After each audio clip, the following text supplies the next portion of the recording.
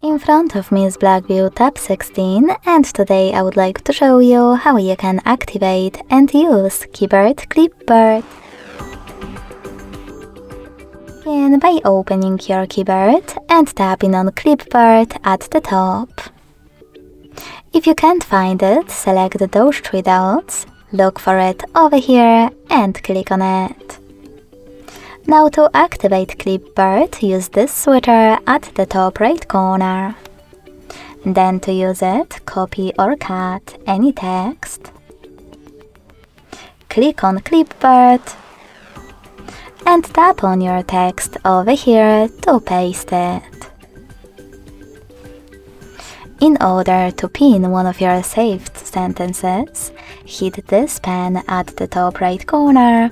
Click on the one that you wish to pin and tap on pin icon at the top right corner as well. You can unpin it the same way. If you wish to delete one of your copied sentences, words, wherever, you can do that by clicking on the same pen, selecting portions of saved Clipboard content that you wish to get rid of, and hitting this bin. Lastly, to disable Clipboard completely, use the same switcher as before.